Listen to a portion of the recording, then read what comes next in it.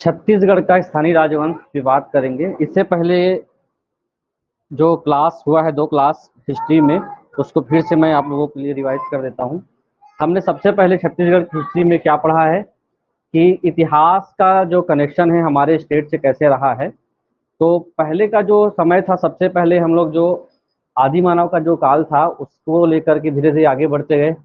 उसके बाद रामायण काल आया। रामायण के काल के समय में जितने भी राम और उनकी माता कौशल्या का जो स्थान हमारे यहाँ पे राज्य में रहा है उसको लाइन टू लाइन देखे हैं।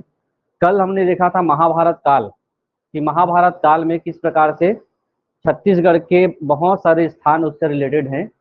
उसके बाद महाभारत के बाद बुद्धिस्ट, जैन, हर स्थान पर जहाँ जहाँ जैन और बुद्ध के प्रमाण मिलते हैं या उनसे रिलेटेड कुछ चीज़ें मिलती है उसको हमने देखा।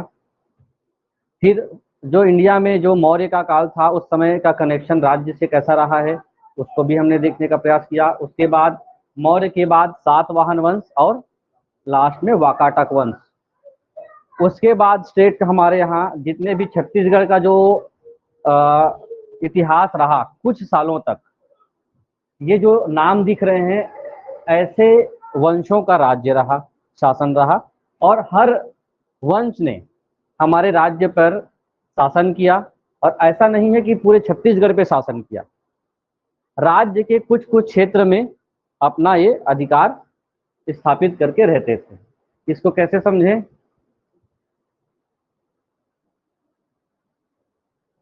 हमने जिस समय की बात की थी उस समय तक राज्य का जो स्थिति था इसको हम लोग मान सकते हैं स्टेट की स्थिति। 2-4 राजवंश हुए जो यहाँ हमने देखा कल। इस क्षेत्र पर क्या था? वाकाटक का क्षेत्र था, जो इस पूरे क्षेत्र में धीरे धीरे कब्जा करके स्टेट को क्या किया? अधिकार किया। उसके बाद यहाँ पर नीचे क्षेत्र में एक कौन सा वंश था? नल वंश, है ना। और ये दक्षिण कौशल कहलाता था और नल वंश का शासन यहाँ था। स्थानीय राजवंश किसको कहते हैं? स्थानीय का मतलब समझते हैं क्या होता है? लोकल।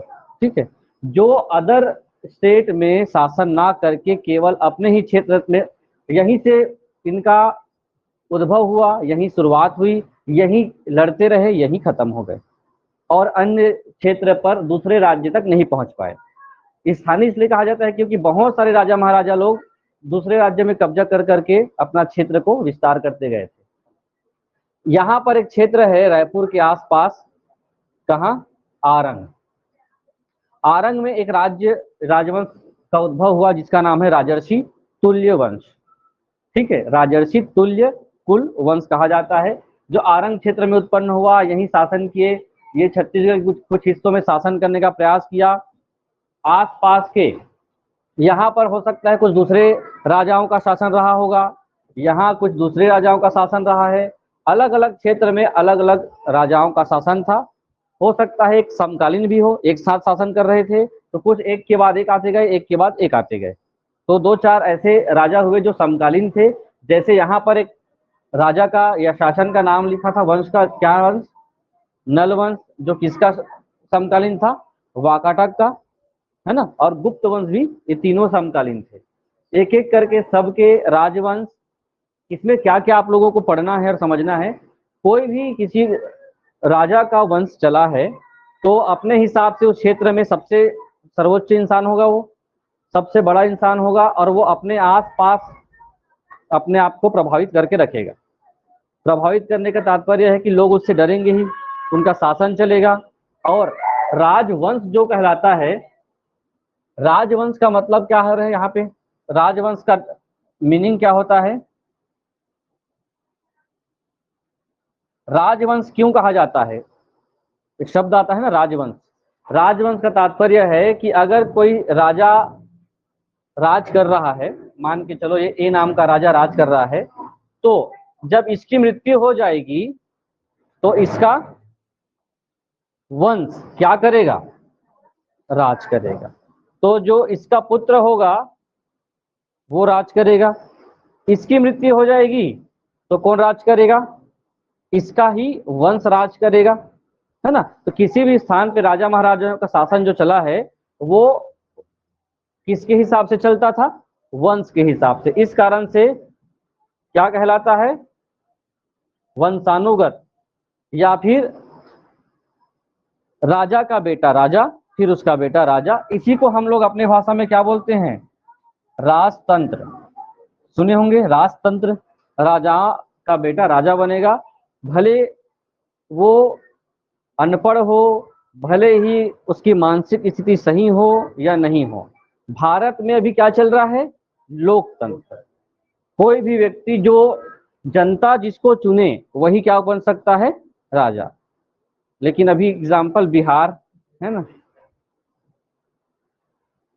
मैं ज्यादा कुछ तो नहीं बोल सकता क्योंकि ये लाइव भी होता है, अपलोड भी होता है ना। चलिए, वो राजतंत्र नहीं है, वो लोकतंत्र है। राजा का बेटा राजा बन रहा है तो मंत्री का बेटा मंत्री बन रहा है, तो वो अलग बात है।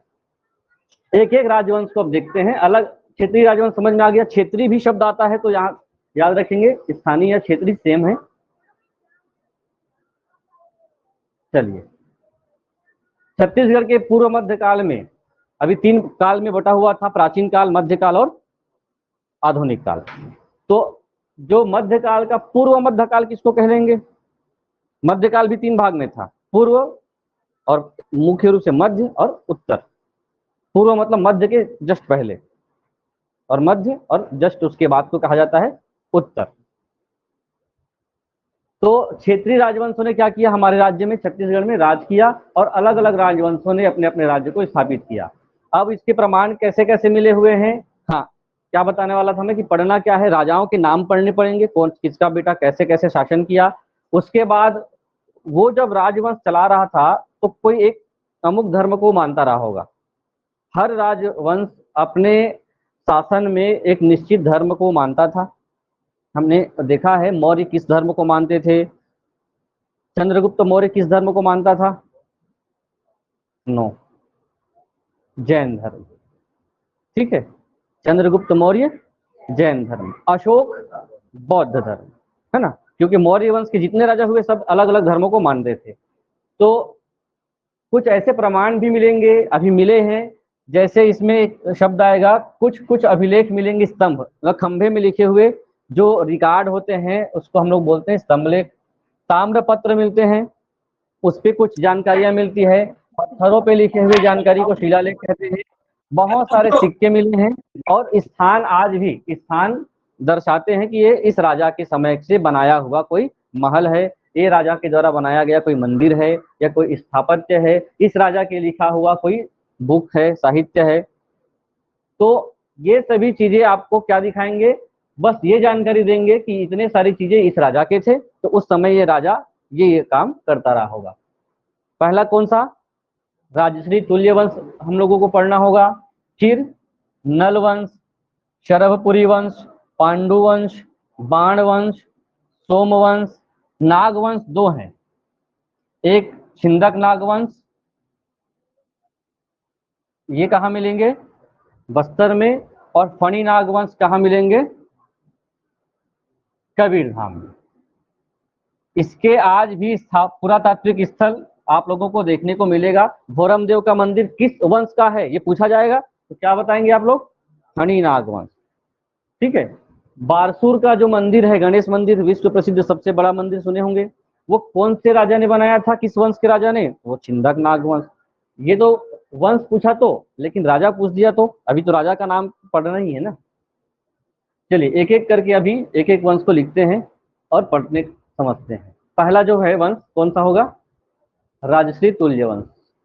इसको आप लोग क्या करेंगे, लिखेंगे। इससे जो प्रश्न बन रहा है अभी 4-5 बिंदु में आज तक प्रश्न बना हुआ है, और उसको ही आप लोगों को ध्यान में रखना पड़ेगा।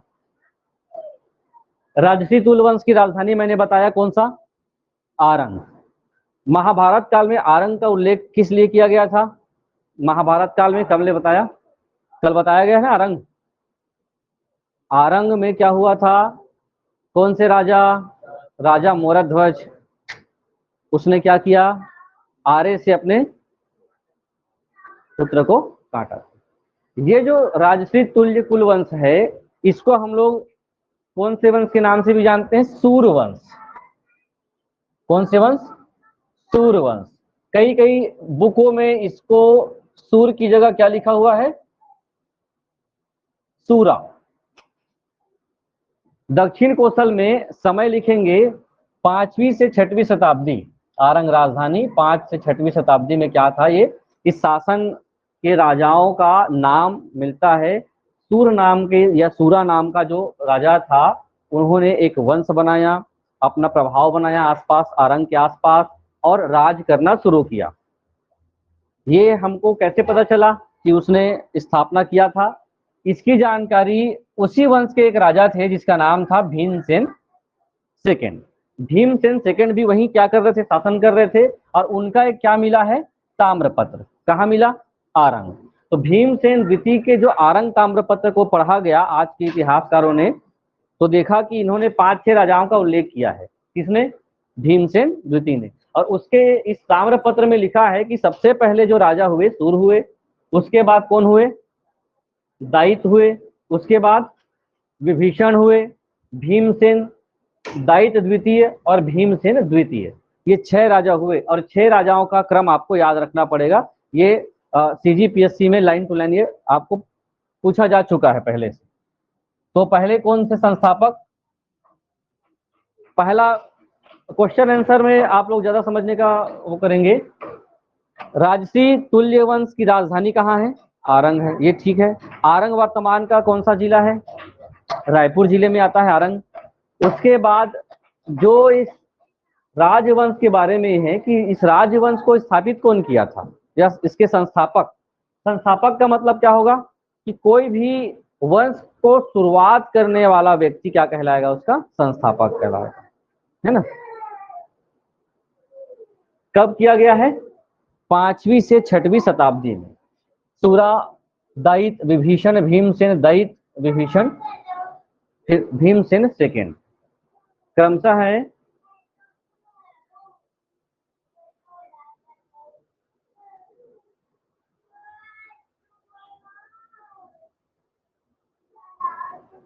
लगभग 6 पीढ़ी बोल सकते हैं, 6 पीढ़ी। और देखा जाए तो 500 साल ज्यादा से ज्यादा, है ना।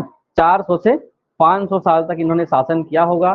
शासन जब कर रहे थे तो उसी समय हमारे भारत में अलग अलग राजवंश अपने शक्ति के प्रभाव को क्या करने के लिए, बढ़ाने के लिए, जो छोटे छोटे राजा थे उनको मार करके उसके एरिया को क्या कर लेते थे? कब्जा कर लेते थे, कैप्चर कर लेते थे।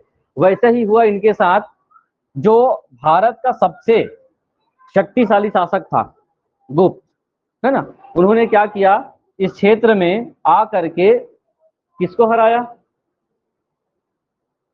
भीमसेन द्वितीय। अंतिम व्यक्ति को तो हराएगा तब तो शासन कब्जे में होगा, ठीक है ना। तो अगर आपका लॉजिक ये भी है, आपको ध्यान नहीं आ रहा होगा, कभी एग्जाम में आ गया, भीमसेन द्वितीय अंतिम शासक थे। क्वेश्चन आया है कि गुप्त ने किनको हरा करके उनकी अधीनता स्वीकार कर ली। अधीनता स्वीकार का मतलब होगा कि हम अब खुद के राजा नहीं रहे, हम अब किसके अधीन हैं? दूसरे राजा के अंडर में हम काम करेंगे। ये कहा गया किसके लिए? राजश्री तुल्य वंश के लिए। तो इन्हीं का जो ताम्रपत्र है वही ताम्रपत्र में पूरी जानकारी लिखी हुई है और कहीं प्रमाण इसके नहीं मिलते।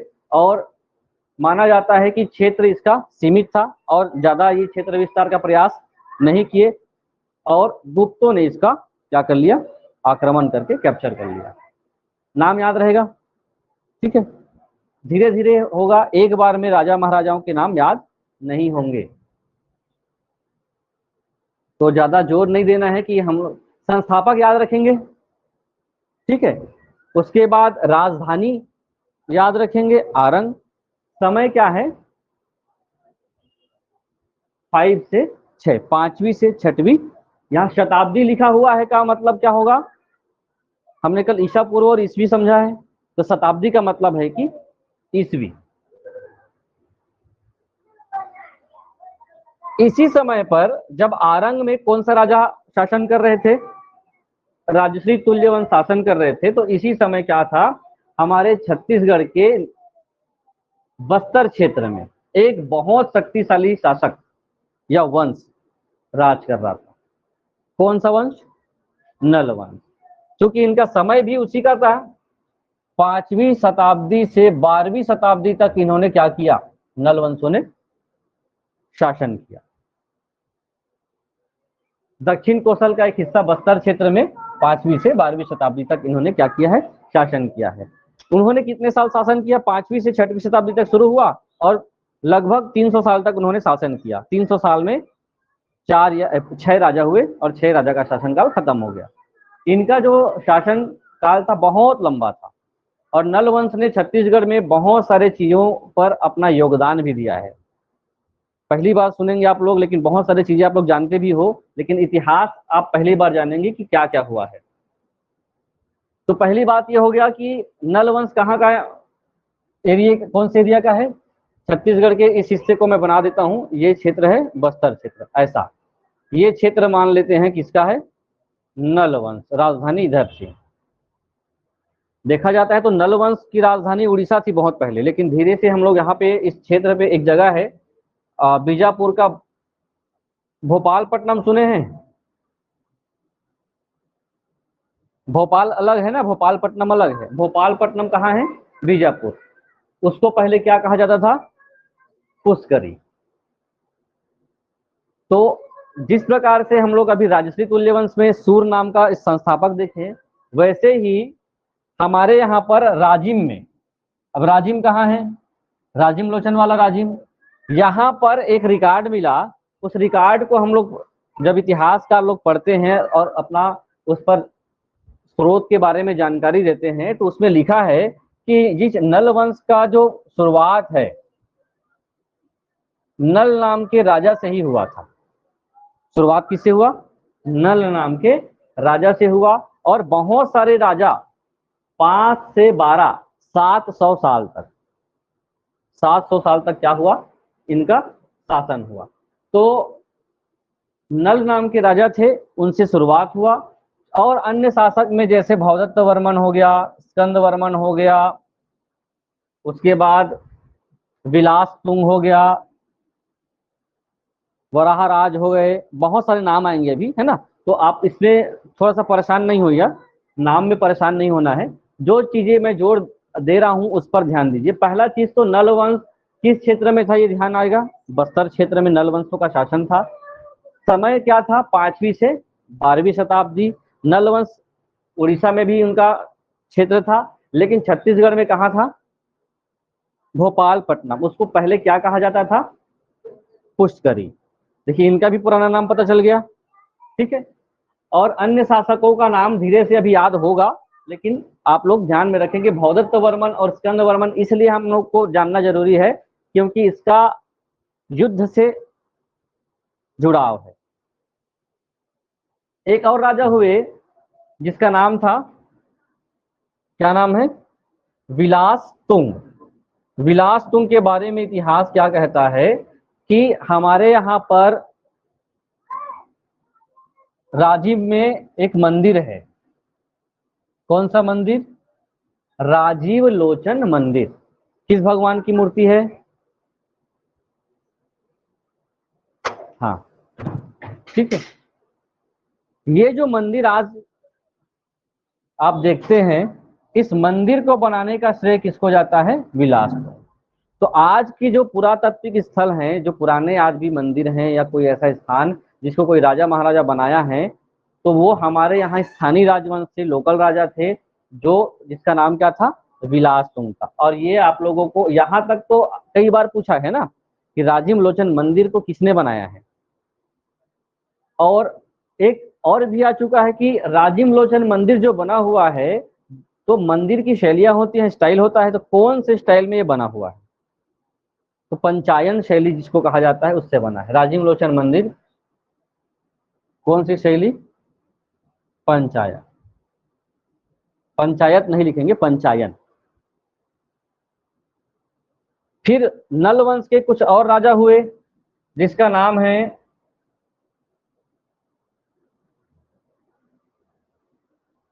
वराहराज, जो इनके पिता थे, जो ज्यादा बहुत कहना चाहिए उल्लेखनीय कार्यों में जो नाम आता है वो सबसे ज्यादा नाम किसका आता है नल वंशों में, विलास का। नाम याद रखेंगे, विलास तुंग को बहुत ज्यादा इंपॉर्टेंट है। ये नीचे वाला लाइन जो भी धीरे से आगे टॉपिक पढ़ेंगे तो समझ में आएगा। जो विलासतुंग का जो समय था, जब 8-5-6 राजा का शासन बीत चुका था, तो विलासतुंग आया और हर राजा ने अपने अपने तरीके से कहना चाहिए भगवान को मानते थे। अभी बताया ना कि कोई शिव को मानने वाले शैव धर्म के कहलाते थे, विष्णु धर्म को मानने वाले वैष्णव कहलाते थे। अब आप बताइए, अगर प्रश्न आता है विलासतुंग किस धर्म को मानते थे, बस आपका लॉजिक क्या लगेगा?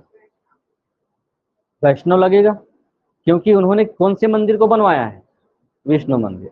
ये एक केवल कहना चाहिए संयोग है, ऐसा नहीं है कि जो जिस धर्म को मानता हो उसी धर्म का क्या बनाए, मूर्ति स्थापित करे, मंदिर स्थापित करे। लेकिन अधिकतर ये देखा गया कि जिस धर्म की वो मानते थे उसका प्रचार प्रसार, उसके कार्य क्षेत्र उसी क्षेत्र में बटे हुए थे। विलासतुंग के समय में अभी और एक वंश नीचे पढ़ने वाले हैं हम लोग। कौन सा वंश? पांडु वंश पढ़ने वाले हैं। तो उसमें एक राजा का उल्लेख आता है, शासक का, महाशिवगुप्त बालार्जुन। तो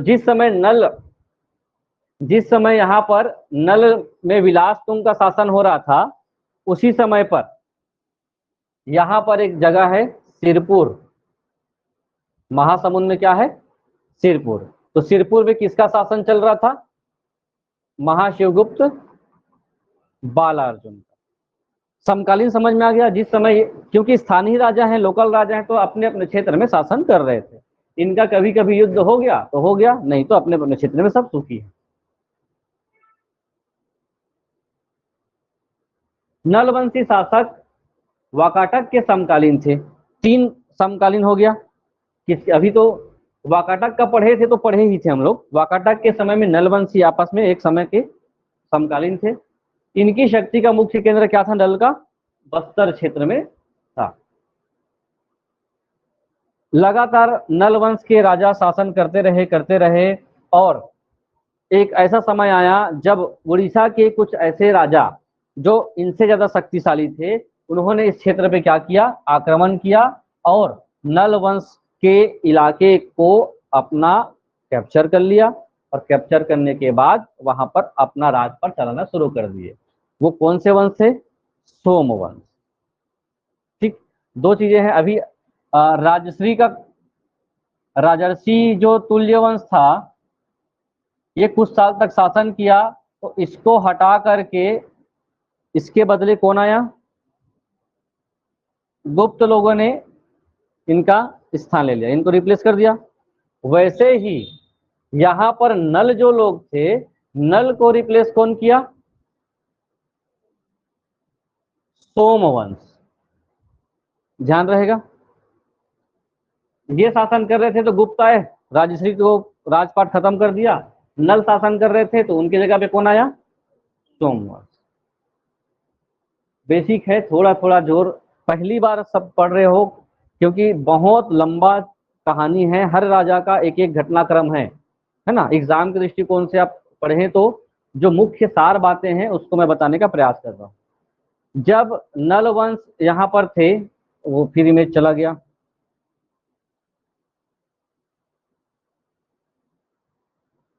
तो छत्तीसगढ़ की स्थिति उस समय मध्य प्रदेश के साथ थी, लेकिन हम छत्तीसगढ़ को ऐसा ही मान लेते हैं, है ना। और ये जो क्षेत्र है, ये पूरा क्षेत्र क्या कहलाता है? किसका क्षेत्र था? ठीक है। और ये वाला क्षेत्र किसका था? नल का। ठीक है, यहाँ सिरपुर है, यहाँ किसका है? पांडु वंश थे। यहाँ पर आरंग है, आरंग पर राजश्री तुल्य वंश है। तो नल वंश के राजा कभी कभी क्या करते थे? ये वाकाटक के इलाके पे आक्रमण करते थे, और वाकाटक लोग क्या करते थे? कभी कभी इस नल के इलाके में आक्रमण करते थे। क्योंकि अगर नल इसको जीत लिया, वाकाटक की राजधानी क्या थी? नंदीवर्धन, नागपुर, है ना। नागपुर अगर जीत लिया जाएगा तो ये राजा खत्म, इसके रिप्लेसमेंट में कौन आ जाएगा? नल वंश पूरा छत्तीसगढ़ का शासक बन सकता था। वाकाटक ये सोचते थे अगर नल को हरा दिया जाए तो बस्तर भी, ये पूरा छत्तीसगढ़ और ये इलाका मेरा हो सकता है। ये दोनों कॉन्सेप्ट इनके अंदर थे। तो 2-4 ऐसे राजा हुए, जैसे भवदत्त वर्मन, है ना, ये यहाँ पर आक्रमण किया था और नागपुर को क्या किया था? पूरा तहस नहस करके समाप्त कर दिया था। वैसे ही यहाँ के राजा यहाँ पर आक्रमण करके इसकी राजधानी को पूरा समाप्त कर दिया था। ऐसा चलता रहा। तो ये जानकारी कैसे मिलती है? फिर इसकी जानकारी के लिए क्या सोर्स है आपके पास? कुछ ताम्रपत्र हैं, कुछ रिकॉर्ड है, कुछ अभिलेख है। तो हमारे यहाँ पर कुछ राजाओं के, शासकों के ताम्रपत्र है। ये पूछा जाता है कि कौन सा ताम्रपत्र कौन से राजा का है। केसरी बेड़ा ताम्रपत्र, रिद्धिपुर ताम्रपत्र, पंड्या पाथर ताम्रपत्र, पोढ़ागढ़ ताम्रपत्र और राजिम अभिलेख। राजिम अभिलेख के बारे में भी हमने देखा। राजिम अभिलेख किसके बारे में है? विलास तुंग। राजिम लोचन मंदिर का निर्माण किसने कराया है? विलास तुंग। उसकी जानकारी यहाँ पे मिलती है। चलिए, तो अभी हमने देखा है, उसका सार देखिए। नल वंश का सार क्या कहता है? शासनकाल कब से कब तक चला? 5 से 12 चला। नाम नल वंश को नल वंश क्यों कहा जाता है? क्योंकि नल नाम का राजा था, इसके वजह से नल वंश को नल वंश कहा जाता है। तीसरा जो आपके पास जानकारी ये है कि जो ये वराह राज था, नया नाम आएगा, ऊपर में नाम इसका नहीं है। इस वराह राज ने ही सिस्टमेटिक ढंग से राजवंश को आगे बढ़ाया। ठीक है, वराह राज के ही संतान ने इस राजवंश को आगे बढ़ाया। इस कारण से इसको इसका वास्तविक संस्थापक भी कहा जाता है। संस्थापक नल है ये नहीं है, संस्थापक कौन है? वराह राज।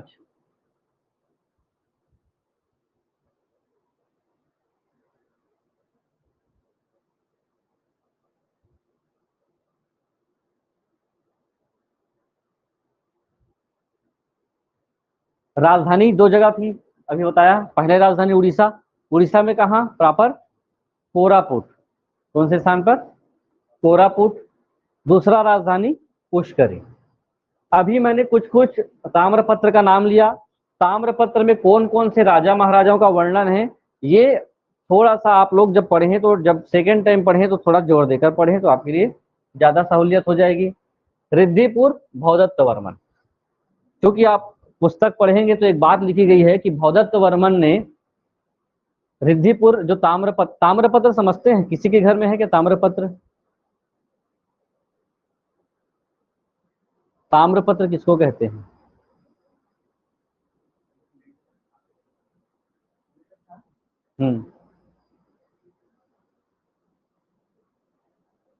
कौन से पेड़ का छाल से ताम्रपत्र बनता है? ये तांबे का पत्र नहीं है, है ना? ये तांबे का जो ऐसा होगा फिर उस पे लिखा हुआ चीज नहीं कहलाता है। पेड़ की छाल से ही इसको बनाया जाता है।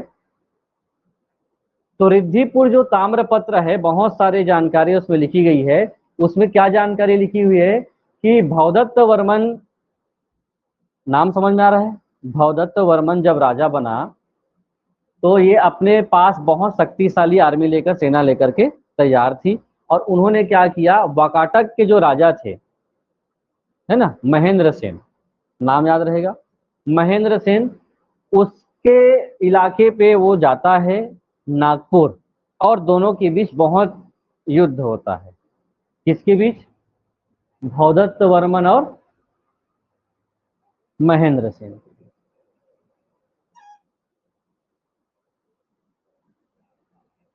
एकदम शांत हो गए हो? पहली बार पढ़ रहे हो सब लोग, तो नाम याद रहना चाहिए, धीरे धीरे याद होगा।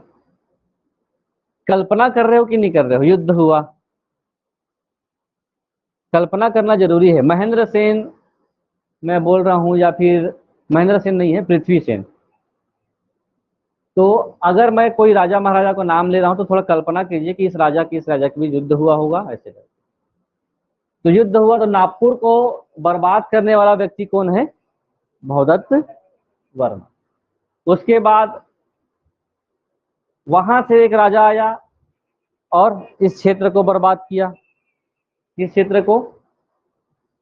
पुष्करी को। ठीक है, अभी होता है ना, एक दूसरे पर क्या करते थे इन लोग? आक्रमण करते थे। उसकी राजधानी को तोड़फोड़, वो आता है इसकी राजधानी को तोड़फोड़ करता है। ये अर्थपति भट्टारक जब शासन कर रहा था तो इस समय इसको मार पीट के राइट कर दिया था। कौन? वहां का राजा। उसके बाद ये जो स्कंदवर्मन है, ये क्या करता है, उस पुष्करी को अर्थात भोपालपट्टनम को फिर से वो सजाता, फिर से शासक स्थापित करता है, पूरे महल को फिर से तैयार करता है। इस प्रकार राजिम अभी हो गया, ये तो ध्यान रखेंगे ही, क्योंकि राजिम लोचन सुने हैं तो थोड़ा सा जल्दी ध्यान में आएगा। राजिम लोचन मंदिर का निर्माण किसने कराया है? विलास तुंग ने। ये हैं राजाओं के नाम।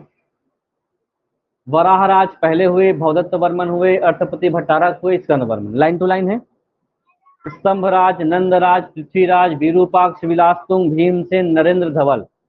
तो जब आप लोगों से पूछ दे, छोटा छोटा प्रश्न आता है कभी कभी, प्रथम राजा कौन? वराहराज। अंतिम नरेंद्र धवल। जो लाइन अभी बता रहा था, वाकाटक जो वंश था उसके साथ समय समय पर इसका संघर्ष होता रहा। पांडुवंशियों ने नल वंश को समाप्त कर दिया। 3 राजा हो गए, है ना। अब पांडुवंश, अभी आप बता रहे थे सर सोमवंश ने समाप्त किया, ऐसा आप लोगों को ध्यान में आ रहा होगा। सोमवंश को ही पांडुवंश कहा गया है। सोमवंश के बहुत सारे शाखा थे, ठीक है। तो एक शाखा जो सोमवंश का था कांकेर में था, उसको कांकेर का सोमवंश कहा गया, और जो सिरपुर में राज किया उसको पांडुवंश कहा गया।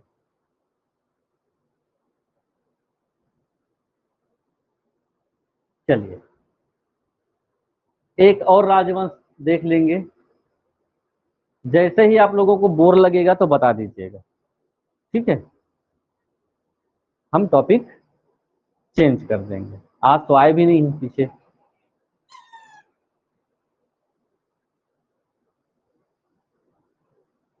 सरबपुरी वंश के बारे में फिर अभी सबको फिर से पूछूंगा ना, जितना भी। कितने वंश हो गए? 2 राजवंश समाप्त हुए हैं, बेसिक जानकारी ध्यान में है।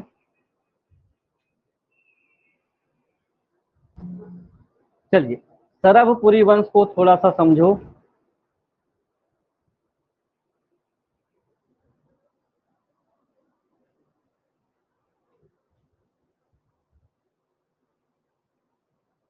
छत्तीसगढ़ का जो ऊपर का क्षेत्र है,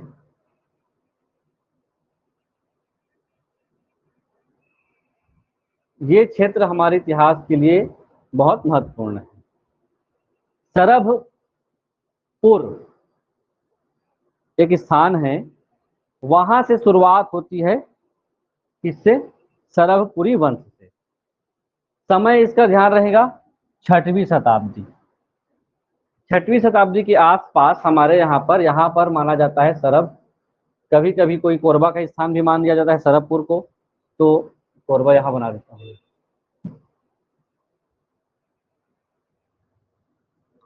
कुछ लोग मानते हैं यहाँ पर 3 जगह पर सरबपुरी वंश ने शासन किया।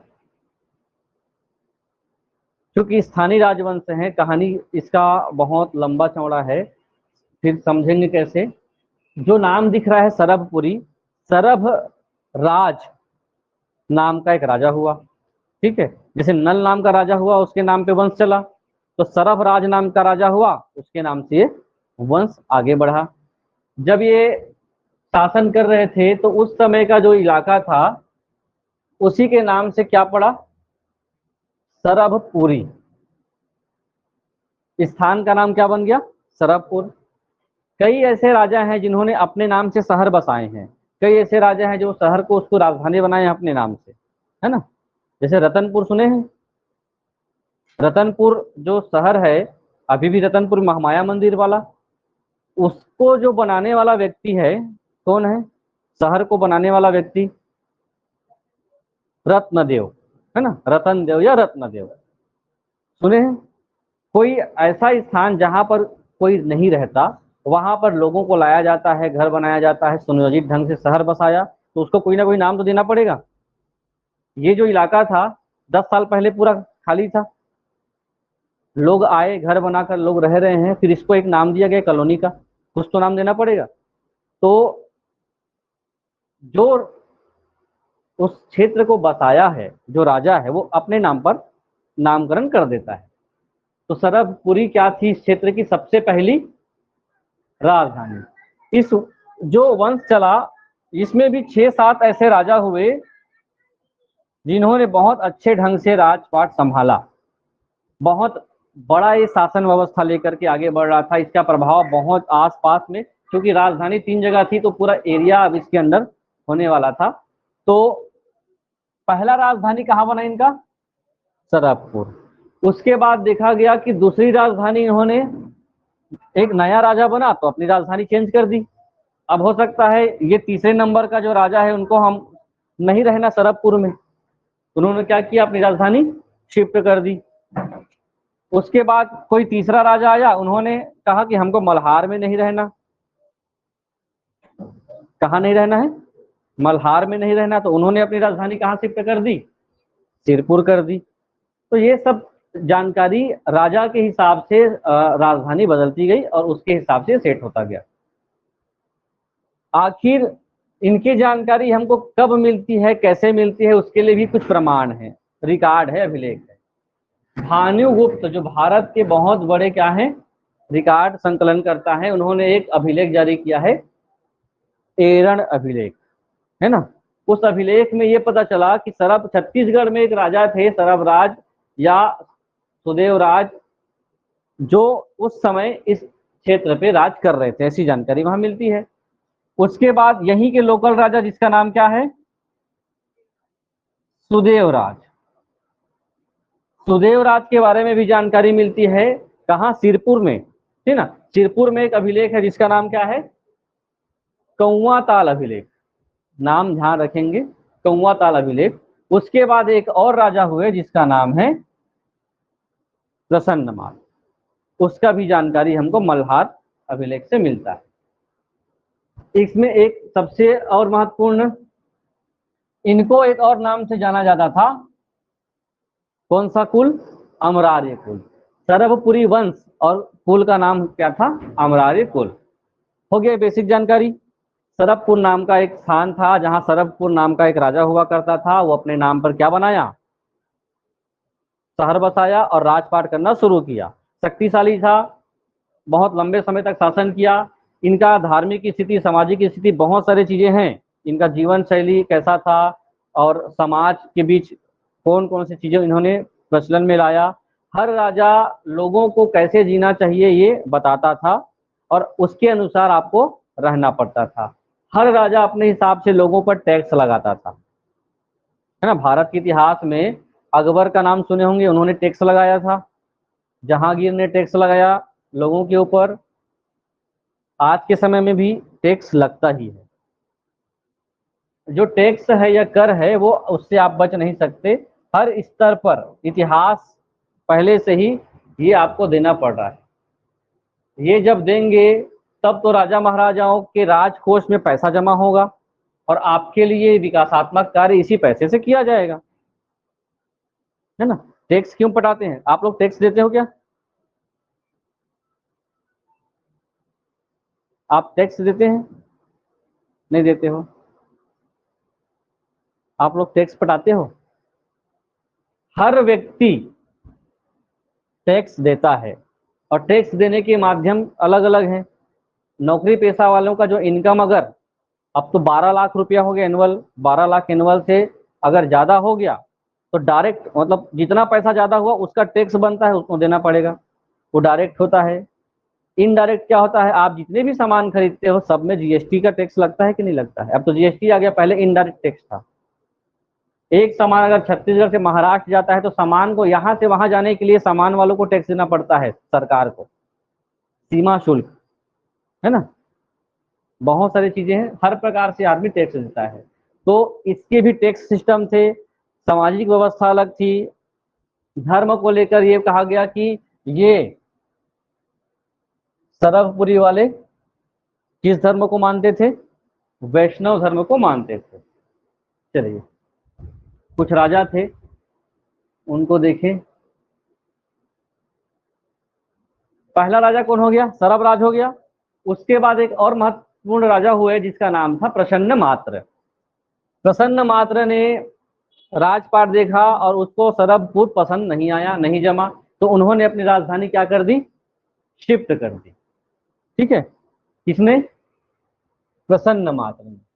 प्रसन्न मात्र ने क्या किया, राजधानी कहां से कहां शिफ्ट कर दी, सरभपुर से मल्हार। मल्हार को अभी मल्हार कहा जाता है, ये कहाँ है आप लोग बता सकते हैं कि मल्हार, बिलासपुर जिले में है मल्हार। इसको मल्हार अभी कहा जाता है, लेकिन इसके पहले इसको क्या कहा जाता था, प्रसन्नपुर कहा जाता था। क्योंकि ये जो क्षेत्र था इसको प्रसन्न मात्र नाम के राजा ने सरभपुर से कहां पहुंचा, ये नया क्षेत्र पहुंचा, वहां राजधानी बनाया, लोगों को बसाया, तो अपने नाम से शहर का नाम दे दिया। क्या नाम दे दिया, प्रसन्नपुर। जब प्रसन्नपुर नाम दिया तो आज के समय में आधुनिक नाम क्या है इसका, मल्हार। ठीक है, जब ये राजा बनता है तो ये बहुत सारे ये धार्मिक कार्य भी करते हैं। इन्होंने एक सिक्का चलाया था, क्या चलाया था, सिक्का चलाया था। और जब इसका सिक्का चलता था तो सिक्के में 3-4 चीजें अंकित होती थी। पहला तो इसमें क्या अंकित होता था, चक्र होता था, उसके बाद क्या होता था, शंख होता था, और उसके बाद एक गरुड़ होता था। अब फिर से लॉजिक क्या होगा, कोई व्यक्ति अपने सिक्कों में क्या दिखा रहा है, गरुड़ दिखा रहा हो, शंख दिखा रहा हो, चक्र दिखा रहा हो, तो किसी धार्मिक व्यवस्था के अंतर्गत हम किस भगवान को लेकर के मान सकते हैं कि ये सब धारण करता होगा, विष्णु भगवान। शंकर भगवान को देखे हैं कि आप लोग, धारण करते नहीं। अन्य भगवान जो हैं ये धारण नहीं करते थे। इस कारण से ये अंदाजा लगाया गया बाद में कि ये किस धर्म के मानने वाले हैं, वैष्णव धर्म के मानने वाले। जो इसका सिक्का था, सोने और चांदी का जो लेयर होता है उससे बना होता था। बहुत ज्यादा ये संपन्न राजा था, सोने और चांदी के सिक्के चलाते थे।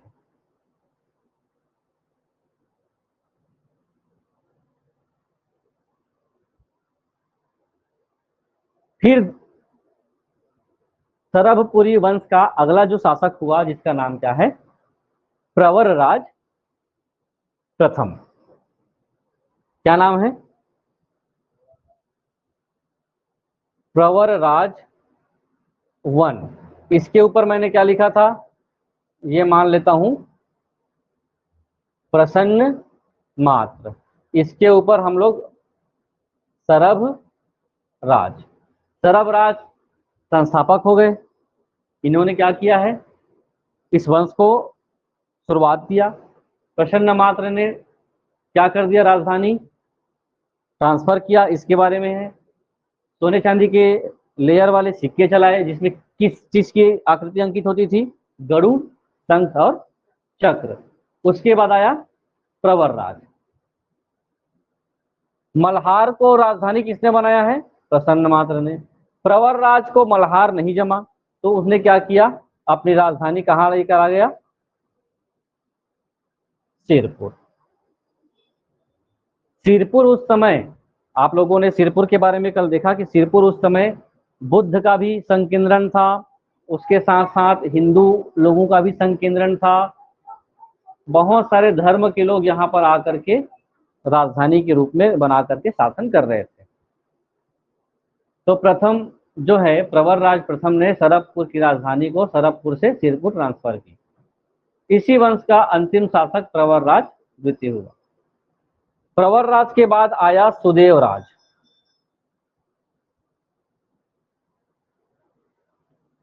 फिर आया प्रवरराज द्वितीय। इनका ऐसा ये क्या है, वंश का क्रम चला।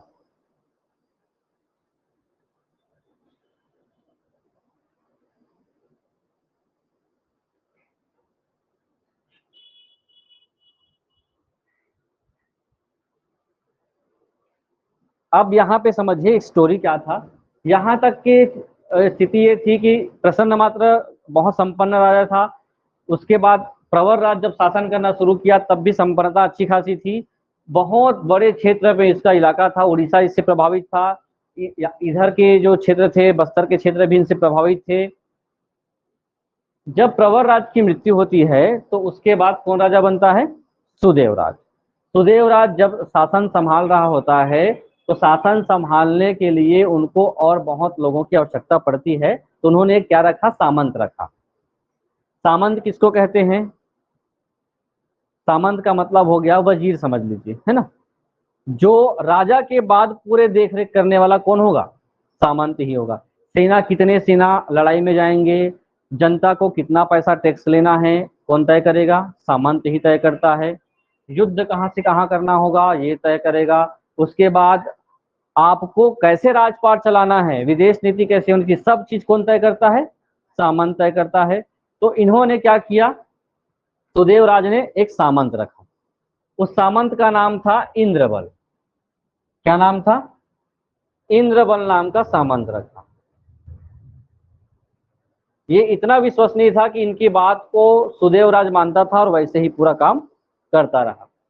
सुदेव राज की मृत्यु जब हो जाती है, ये भी अपना जीवन काट लिया। इंद्रबल भी इसी के उम्र के बराबर था, इन्होंने भी अपना जीवन इसके साथ आधा समय बिता लिया।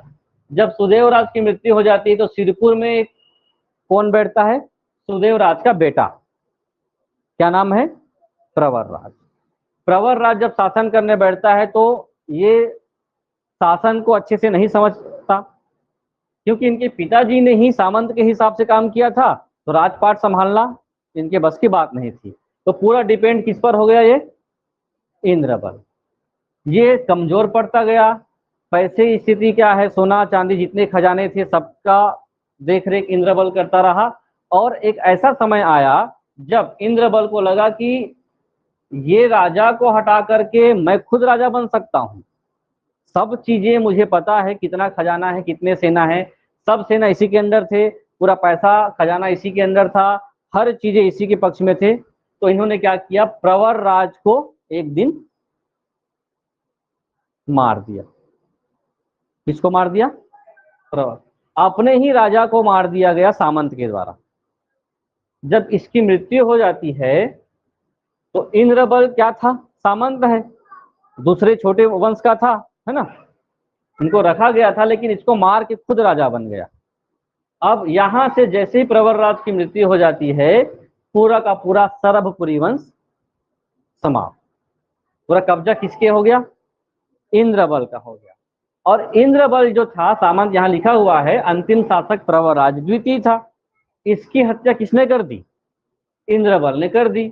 और इंद्रबल ने अपना जो मूल वंश था, उस सामंत का वंश क्या था, कौन से जमाने का था, वो घराने का था, पांडु वंश का था। इन्होंने अपना नया वंश स्थापित किया। कहां पर? स्थान कहां याद रहेगा? सिरपुर। सिरपुर में आके रुके थे ना इन लोग लास्ट। तो सिरपुर में क्या हुआ? पांडु वंश की स्थापना हुई। ठीक है, इतने राजाओं के बारे में हो गया। हाँ, क्योंकि ये इसके शासनकाल में भी था और इनके शासनकाल में भी था, तो लगभग क्या हो चुका था? ये वृद्ध हो चुका था, है ना। तो ये शासन ना करके स्थापना तो किया, लेकिन शासन किसी दूसरे के द्वारा, उनके बेटे के द्वारा चलाया गया। ठीक, ये है इसका सार।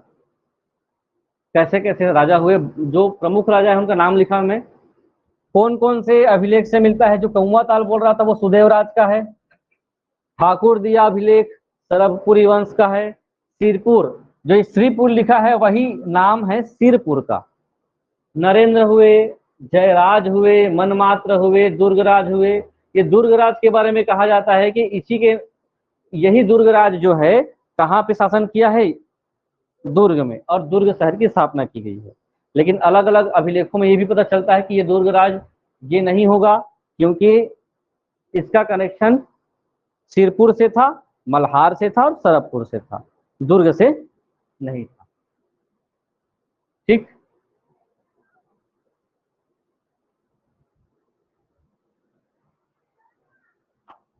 ये जानकारी आप लोगों को ध्यान में रखनी है। हो गया इसका सार। अंतिम शासक कौन हो गया? ये है सरभराज हुए, प्रसन्न मात्र हुए, 3-4 राजा हुए जो छोटे छोटे समय कम कम समय के लिए शासन किया।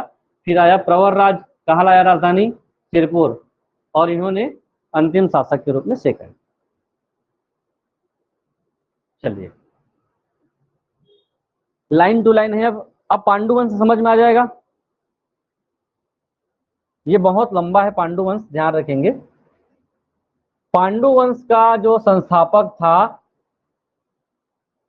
कौन है? इंद्रबल। इंद्रबल कहां से आया? इंद्रबल कौन था अगर पूछा तो ध्यान में रहेगा।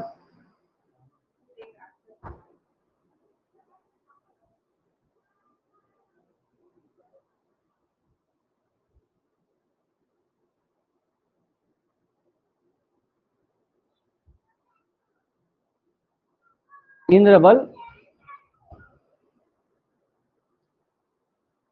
पांडु वंश के संस्थापक थे, लेकिन इन्होंने स्थापना तो कर दी, लेकिन सिस्टमेटिक ढंग से जो उस वंश को आगे चलाया उसका नाम क्या है? उदयन। जब इन्होंने, अभी स्थान का नाम भी मालूम हो चुका है, अब किस जगह पे ये चीज घटना हुआ है?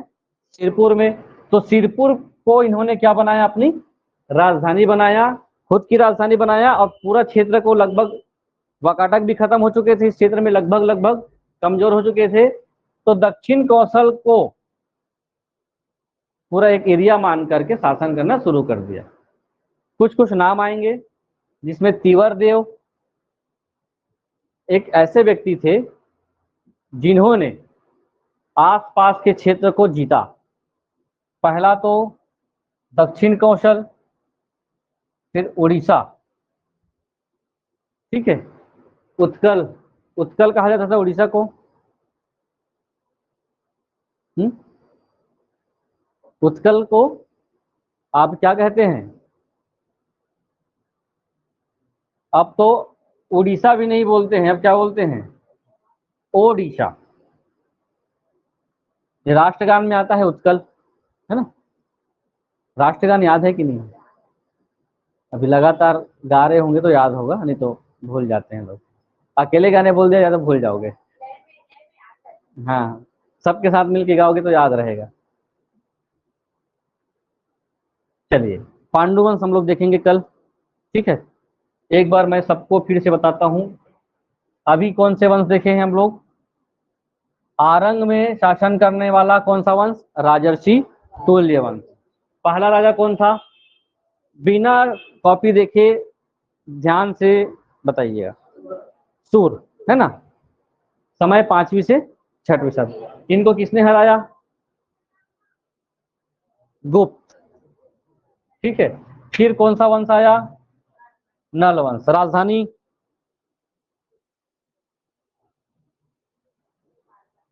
हाँ, देखना नहीं है ना, कॉपी बंद करिए। भोपालपट्टनम और कोरापुट उड़ीसा, है ना? प्रथम राजा कौन थे? अभी जितना बता दोगे तो आप कभी नहीं भूलेंगे आप। नल, नाम क्या था? नल। लेकिन वास्तविक राजा कौन बना? वराहराज, ठीक है। इनका युद्ध किससे चलता था? किस वंश से? वाकाटक वंश से। अंतिम राजा कौन है? नरेंद्र धवल। नरेंद्र धवल नाम से, है ना? धवल नहीं, वो थवल है, या धवल हो जाएगा। इनको किसने हराया? सोमवंश, जिसको समय समय में हम लोग पांडु वंश भी बोलते हैं। उसके बाद तीसरा कौन सा पढ़े हम लोग? सरहपुरी वंश। इनकी कितनी राजधानी? 3 राजधानी। संस्थापक कौन? सरभराज। प्रमुख शासक प्रसन्न मात्र, है ना? प्रसन्न मात्र के बाद अंतिम शासक प्रवर राज सेकेंड। हत्या किसने कर दी? बहुत सारे अभिलेख है, कौवा ताल अभिलेख याद रखेंगे, महासमुंद का, सिरपुर का। किससे संबंधित है? सुदेवराज से या फिर इनसे। जानकारियां बहुत सारी हैं, लेकिन आपको बेसिक जानकारी कम से कम ध्यान में रखना है। चलिए लिखे है ना कुछ कुछ, इसका पीडीएफ मिलेगा ही कल, आगे इसका डिटेल है पूरा। अब मैथ्स बनाना है आप लोगों को। मैथ्स का आज क्वेश्चन में टाइप कर दिया हूं। जल्दी जल्दी हुआ है, देखेंगे क्या है।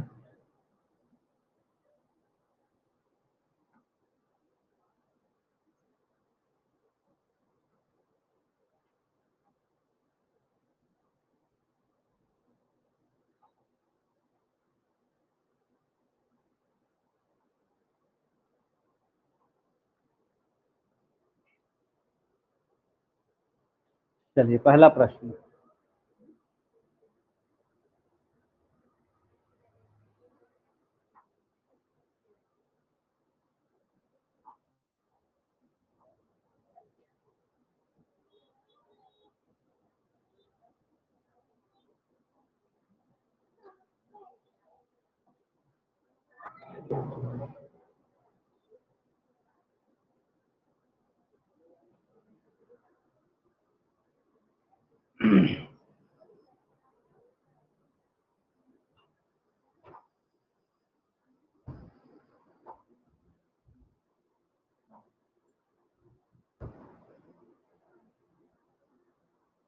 प्रश्न लिखें।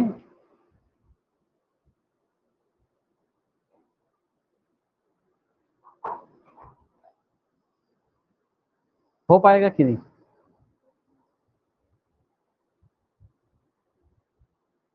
मैथ्स हिंदी में चलेगा भी?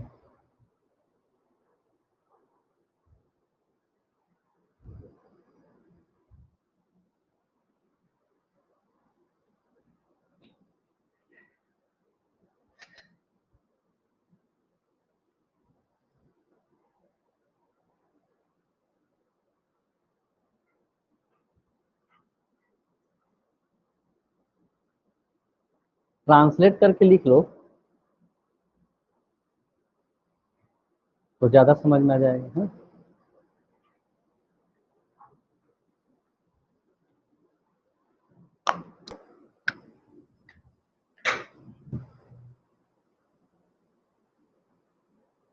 कल हमने एक प्रश्न देखा था कि कोई ऐसा अमाउंट है, उसको हम क्या करते हैं, अगर इतने साल के लिए रखते हैं तो वो क्या हो जाता था, 2 गुना, 1.5 गुना, 2.5 गुना। तो ब्याज की दर क्या है, ये प्रश्न था। अभी ये है प्रश्न कि चक्रवृद्धि ब्याज की दर से अगर 5 साल में वो कितना हो जाता है, डबल। तो 8 गुना, 2 गुना 5 साल में हो जाता है, तो 8 गुना कितने में होगा? फोटो खींच लीजिएगा।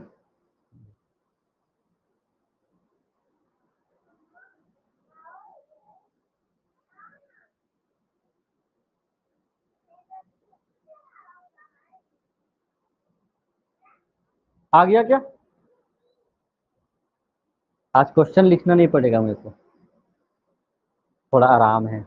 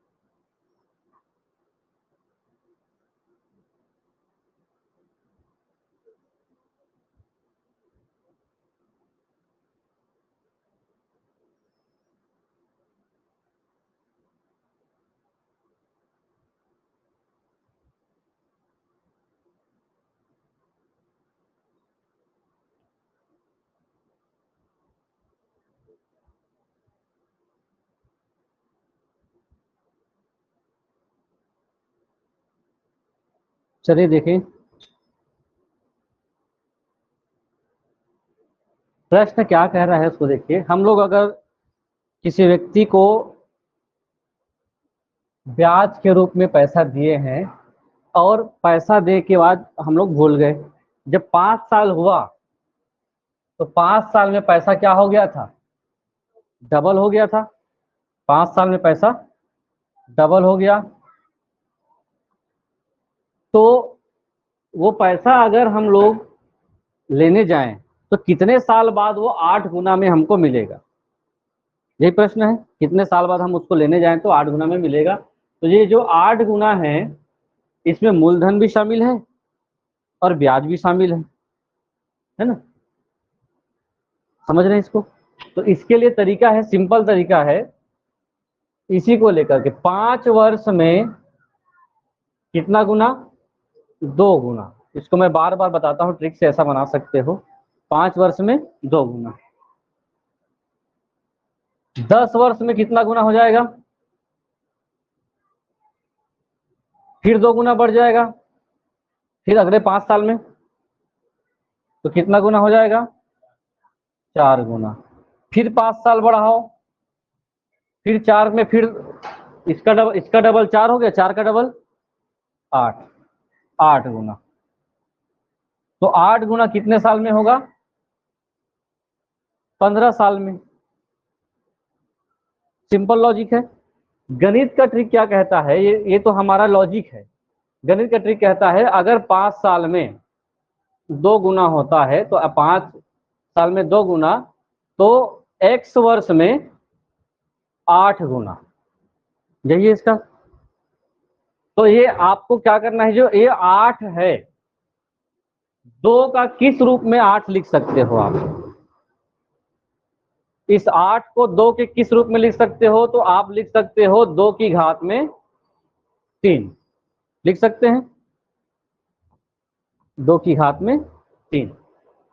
तो x का मान निकालने के लिए ये वाला जो 5 है वो, और ये वाला 3 घात, उसको क्या करें आप? गुणा करें तो उत्तर आता है 5 और 3 15। जो ये दिया रहेगा कि इतने साल में इतना गुना हो गया है, तो कितने साल में वो 8 गुना होगा, 10 गुना होगा, 20 गुना होगा, ये दिया रहेगा। तो आपको इसके फॉर्म को देखना है कि ये किस इसके रूप में लिख सकते हो आप इस 8 को। हो सकता है यहाँ पे 3 हो, ठीक है, 5 साल में 3 गुना हो जाता है, 5 साल में 3 गुना हो सकता है, तो कितने साल में 9 गुना होगा? तो ये हो जाएगा 5 साल में अगर 3 गुना होता है तो 1 साल में 9। 9 को हम लोग 3 के किसके रूप में लिख सकते हैं?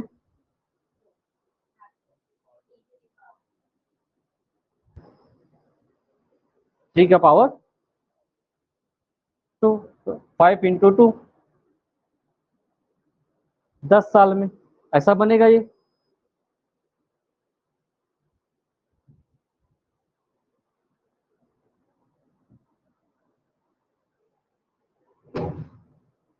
इसकी विधि लंबी है, एक एक करके बनाते जाएं तो 5 वर्ष में 2 गुना के समीकरण 1 समीकरण 2 से बनता है ना? क्योंकि आप लोगों को ये तरीका बता दिया हूं कि ऐसे तो बना सकते हो तो बन जाएगा। आप इसका उपयोग ज्यादा करें, है ना?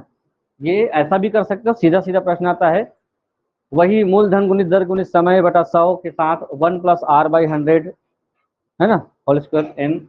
वैसा आप लोगों को करना नहीं पड़ेगा।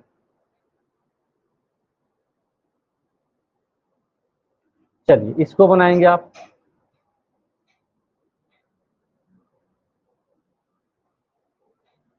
अब आप देख के बना सकते हो कि कोई ऐसा अमाउंट है जो किसी चक्रवृद्धि ब्याज की दर से 4 वर्ष में कितना गुना हो जाता है? 2 गुना।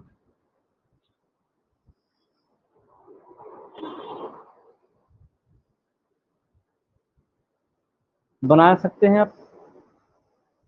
4 साल में कितना गुना? 2 गुना।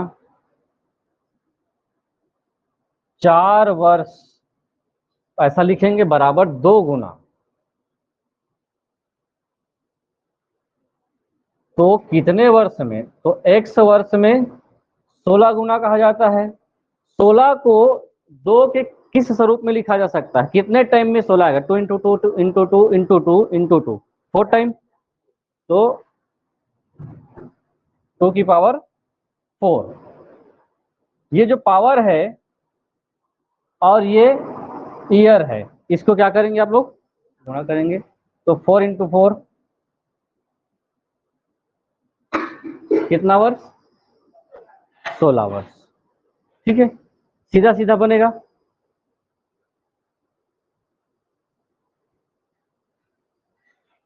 क्वेश्चन लिखें और सॉल्व कर लें, बन जाएगा। फिर अगर आप जो नॉर्मल लॉजिक बता रहा हूं मैं, 4 वर्ष में कितना गुना हो जाता है? जनरली देखें तो 2 गुना।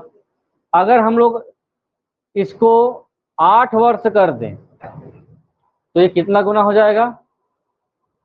4 गुना हो जाएगा। 2 का ईयर बढ़ेगा तो ये गुना भी बढ़ता जाएगा, 2 गुना हो जाएगा। 4 का फिर डबल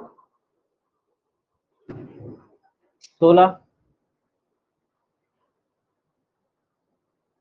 और 8 का 16 हो गया। 16 वर्ष में 16 गुना। ठीक है, आप ये वाला तरीका भी अपनाएं या ये वाला तरीका भी अपनाएं, बनेगा। क्वेश्चन सबको लिखना है ना। आगे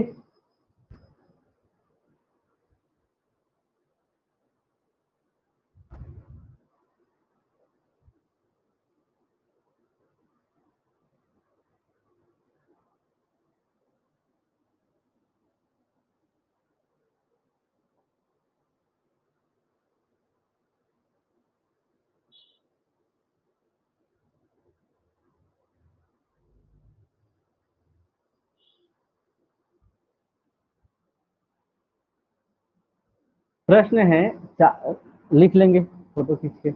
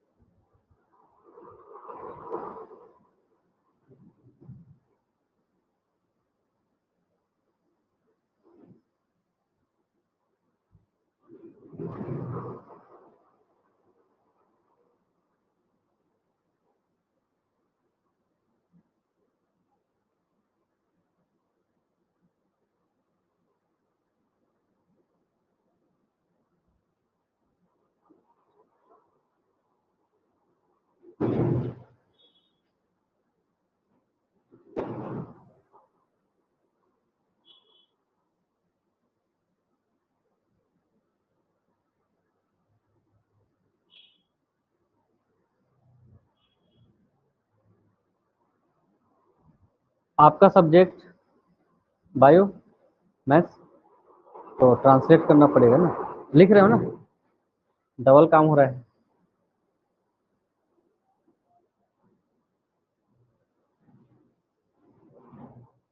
शब्दावली समझ नहीं आता हिंदी का बिल्कुल। लो अब बनाना है, आंसर लाना। क्वेश्चन देखिए क्या कह रहा है। अगर आप लोग 4% ब्याज से 2 साल के लिए पैसा लेते हो, उसमें जो ब्याज मिलता है, चक्रवृद्धि ब्याज से पैसा दिए उससे जो ब्याज मिला, और साधारण ब्याज में दे दिए उस पैसे को, उसमें जो ब्याज मिला, समय उतना ही रहेगा और ब्याज दर उतना ही रहेगा। जब दोनों के ब्याज को हम लोग घटाते हैं तो ये देखने में 8 रुपये का फर्क आता है। 8 रुपये का क्या आता है? अंतर आता है। तो आपको बताना है कि वो अमाउंट क्या था, प्रिंसिपल अमाउंट क्या था।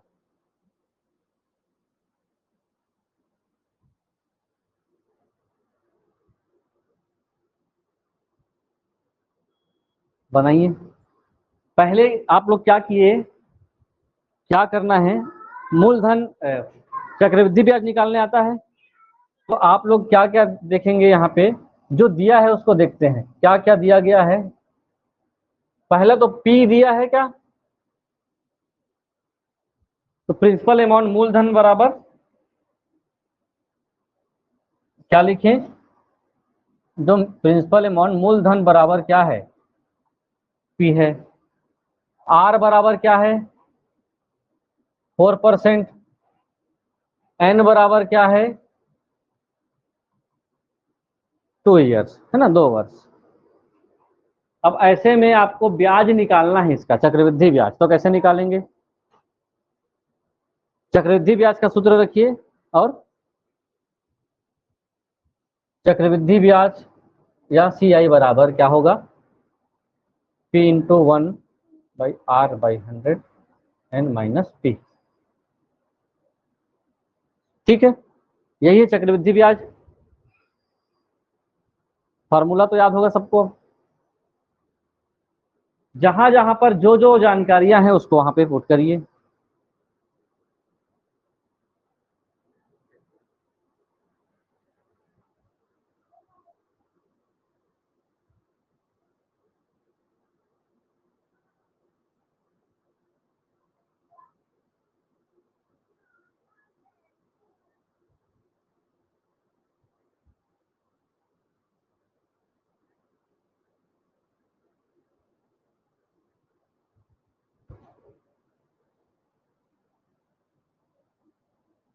P1 + 4/100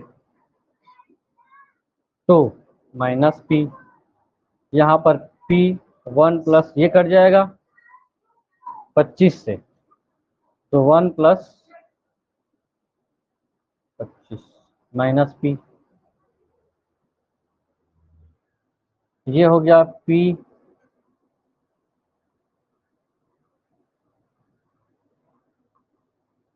हो जाएगा ऐसे।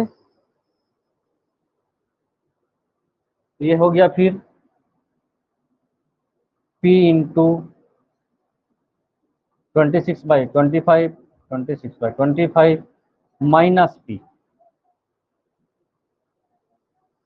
ठीक है,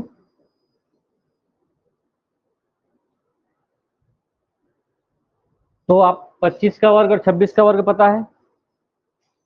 ठीक है, यहीं पे अटकेंगे आप, इनका गुणा कर दीजिए, क्योंकि आप देखिए यहाँ माइनस भी है और इंटू भी है, तो हम लोग को सबसे पहले गुणा करना पड़ेगा, उसके बाद माइनस कर लेंगे। तो ऊपर का गुणा कर दीजिए, 26 26 का कितना होता है, 576 होता है क्या, 676, 676। 26 का वर्ग 600, 676 P हो गया बटे 625 माइनस P। ठीक है, अब यहाँ पर फिर एक करके सॉल्व कर सकते हैं। 625 से कम 625, और यहाँ से कट गया 676 P माइनस 625 P। 676 में 625 माइनस करेंगे, कितना आएगा, 6 और 5 1, 7 और 2 5, 6 और 6 कट गए, 51 P बटे 625। यहीं पर ये क्या हो जाएगा, चक्रवृद्धि ब्याज से हम लोग अगर निकालते हैं तो इसका ब्याज ही आता है। ठीक है, अगर साधारण ब्याज की दर से निकालें, यहाँ पर आप फिर से साधारण ब्याज की दर से निकालेंगे, तो साधारण ब्याज का मतलब होता है ये, यही है। P का मतलब P रहेगा, R का 4 रहेगा, T का मतलब 2 रहेगा बाई 100। ये हो गया 8P, हो गया। ये समीकरण 1, समीकरण 2। अब ये कहता है दोनों का ब्याज है ये, जब दोनों के ब्याज को हम घटाते हैं तो दोनों का ब्याज का अंतर कितना आता है, 8 रुपए आता है। ठीक है, तो हम दोनों को घटाएं तो ब्याज कितना आएगा, 8 रुपए। तो ये हो जाएगा 51P बाई 625 माइनस 8P/100। इनको घटाने पर कितना आता है, 8 रुपए आता है।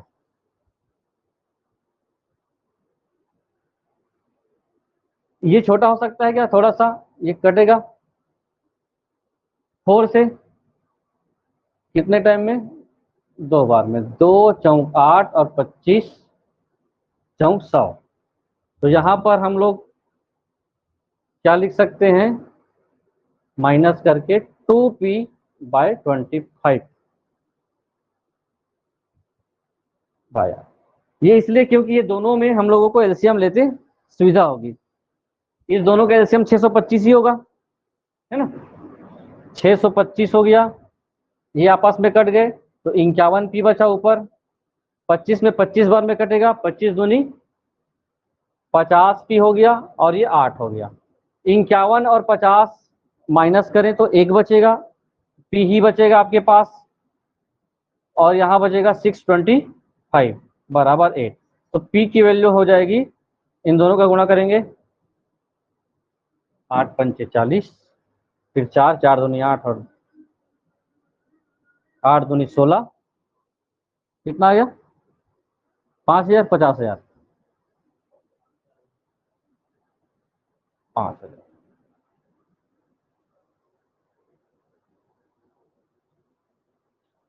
ये इसका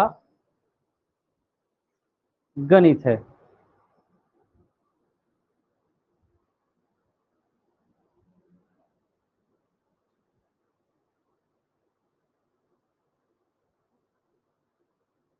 अब कैसे करें, मत कॉन्सेप्ट समझ में आया क्या। पहले क्या करें, चक्रवृद्धि ब्याज से आप लोगों को ब्याज निकालना है और एक निश्चित स्थान पर पहुंचना है और इक्वेशन बनेगा यहाँ पर। वैसे ही साधारण ब्याज का बनेगा। अब प्रश्न क्या कहता है, दोनों का अंतर, यहाँ लिख सकते हैं दोनों ब्याज का अंतर, दोनों ब्याज का अंतर, इसका ब्याज ये है, इसका ब्याज ये है। ये आगे बढ़े,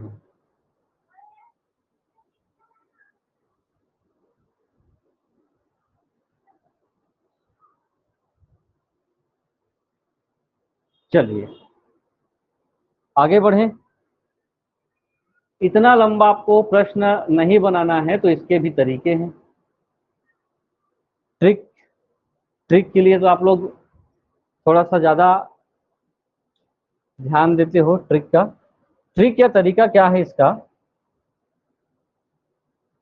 जब भी आप लोगों को किसका अंतर पूछे, चक्रवृद्धि के ब्याज का अंतर और साधारण ब्याज का अंतर, यही पूछा जा रहा है ना, ब्याज का अंतर, तो हो जाएगा इसका तरीका, जो डिफरेंस है तो डिफरेंस बराबर लिख लेंगे मूलधन जो P है इंटू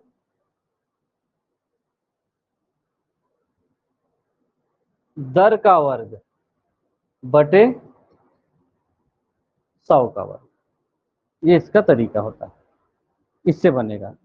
ये दोनों में, क्योंकि तारीख को मत दबाना जी, मूलधन दोनों में नहीं दिया है, दोनों का एक ही मूलधन होगा ना, दोनों का प्रिंसिपल अमाउंट सेम होगा, तो हम लोग क्या करें, यहां पर लिखें P मूलधन की जगह। क्योंकि कंपाउंड इंटरेस्ट में भी और सिंपल में दोनों में ब्याज का दर सेम है, कितना परसेंट, 4%। इस कारण से 4 गुणित 4 दोनों का परसेंट बटे 100%। का जो मानक है तो 100 होता है, उसका वर्ग, तो 100 का वर्ग हो जाएगा, ये हो जाएगा क्या, ठीक है, 100 का वर्ग। डिफरेंस कितना है 8। तो यहां पर देखें, हमको प्रिंसिपल अमाउंट निकालना है, P निकालना है, तो ये 4 की जगह मैं क्या लिख सकता हूं 16, यहीं से बन गया। इतना लंबा नहीं बनता, 8 बराबर P इंटू 16/4, 8 एकम 8, 8 दूनी 16, फिर 2 एकम 2, 2 पंचे 10, 1 2 3, तो P बराबर कितना 5000। ये आपको करना है एग्जाम हॉल में। क्या रहेगा, जो यहां लिख लेंगे D बराबर, D अर्थात डिफरेंस बराबर P इंटू R²/100। D से क्या होगा, डिफरेंस, दोनों इंटरेस्ट का डिफरेंस है ये, P इंटू R² और 100², ऐसा करके आपको निकालना है। ये आपके लिए बहुत लंबा है ना, ये आपके, हाँ आपका जो पैटर्न अभी चल रहा है व्यापम का, वो ऐसा ही पूछ दे तो लाइन तो ध्यान रखें, ऐसा बनता है ये। और तरीका क्या है, ये आपको प्रतियोगी परीक्षा के हिसाब से, कंपटीशन एग्जाम के हिसाब से इसको बनाना है। आगे दे, ऐसा एक आध प्रश्न होगा और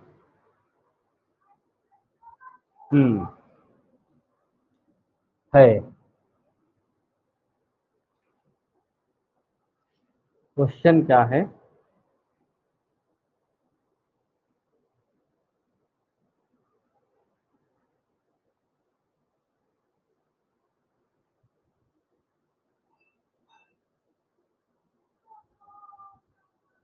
क्वेश्चन में कोई बदलाव नहीं है, डेटा में बदलाव है बस।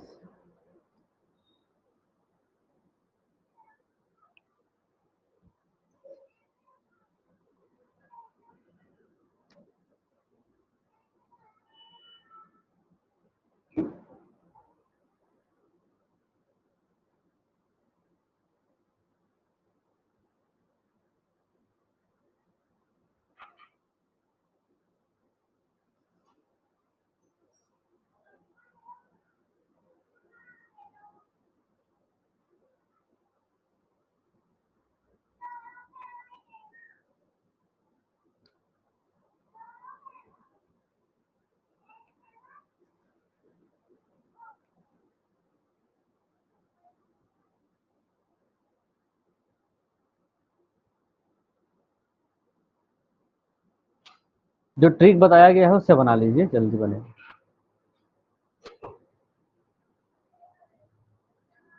दोनों का डिफरेंस बराबर P into R square by 100 square.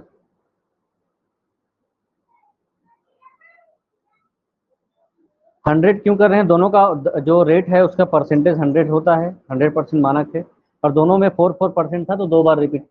2 he year का है तो 2 घात, 3 साल का होगा तो उसके लिए अलग है।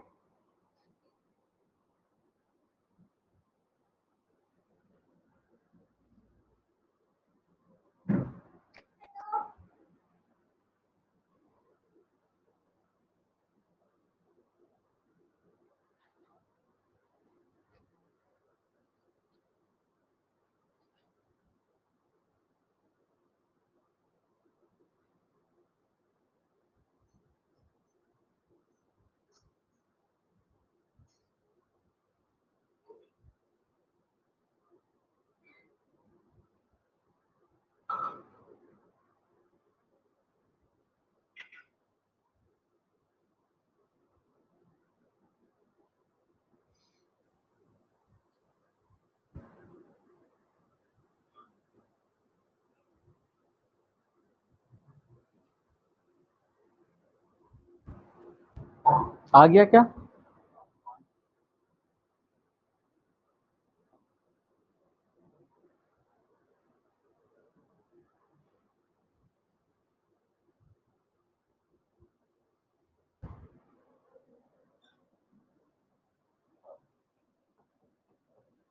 डिफरेंस, अंतर बराबर हो जाएगा मूलधन और आर स्क्वायर बाय 100 स्क्वायर।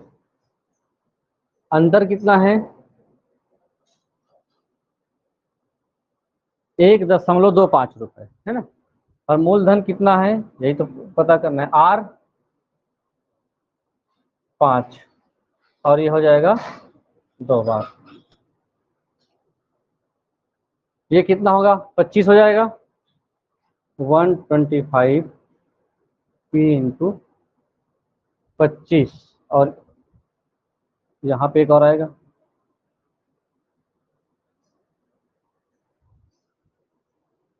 काट सकते हैं, आप कहीं से भी काटिए, आंसर आएगा। कितना आया है? 500। इनसे काटोगे तो ये 10, अरे यार फिर डॉट लग गया। 25 से कम 25, 25 चौक 100। ठीक है, अब इनसे गुना कर दीजिए। P बराबर 1.25 का गुना किससे? 400 से। तो ये हो गया 500, ऐसे हो जाएगा, 2 अंक के बाद दशमलव लगता है। तो 500 बस इसका उत्तर होगा। मुख्य रूप से इसको ध्यान रखें तब बनेगा। ये याद नहीं आ रहा है तो आपके पास जो ट्रेडिशनल मेथड है, दोनों को निकाल लीजिए और एक साथ बना दीजिए। वो उसको एक कंबाइन भी बनाया जाता है ना, मैंने अलग अलग निकाला है ना, उस कंबाइंड एक साथ पैरेलल चलते हैं, ऐसे बराबर 8 ऐसे चलता। पहला जो प्रश्न था, मिश्र धन और मूलधन को माइनस करके सीधा सीधा, डबल काम नहीं रहता।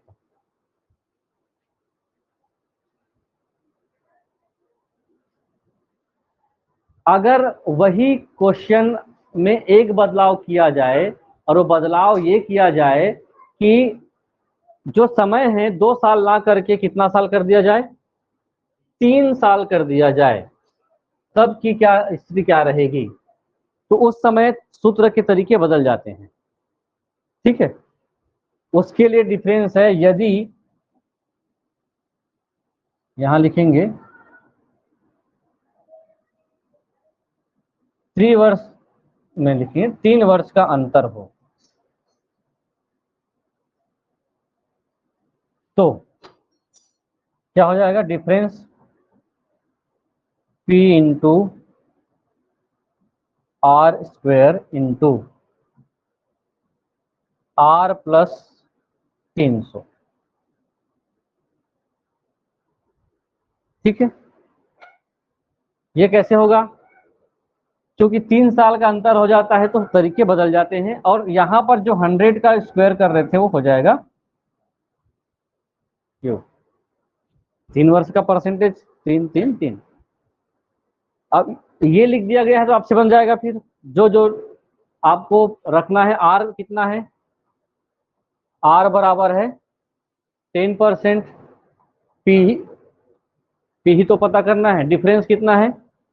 31 रुपया का, तो 31 रुपया हो गया।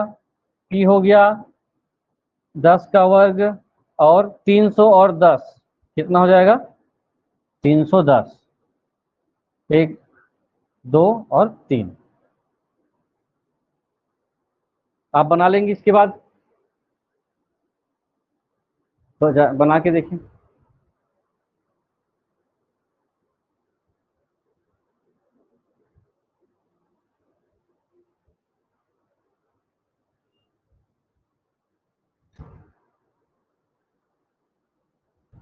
क्वेश्चन पहले लिखे ना पूरा।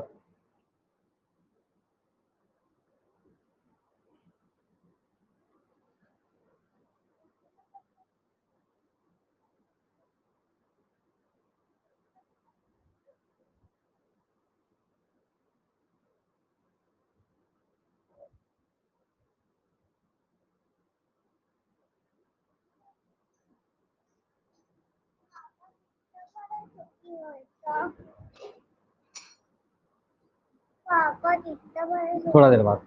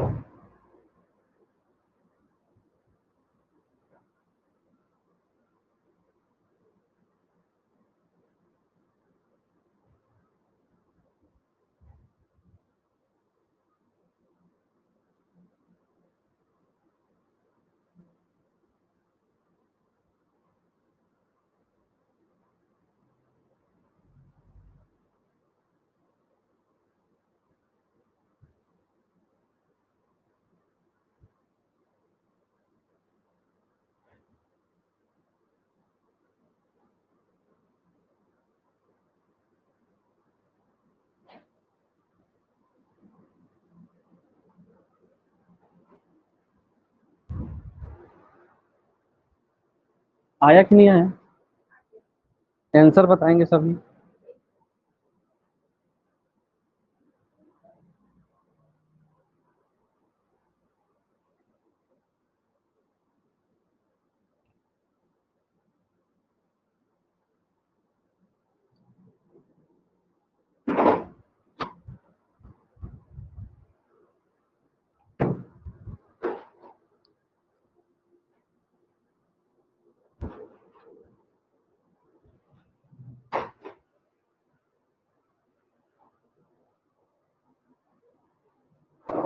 31 पी, और 10 का वर्ग कितना हो जाएगा 100, और ये 310 होगा।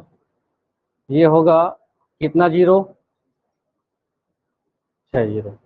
100 यहाँ से कट गया, 2 जीरो यहाँ से यहाँ हो गया, 1 जीरो यहाँ से कट गया, फिर यह जीरो कट गया, 31 यहाँ से कट गया, 31 यहाँ से कट गया, क्या बचा पी बचा और 1000 बचा। ठीक है, चलिए ये हो गया।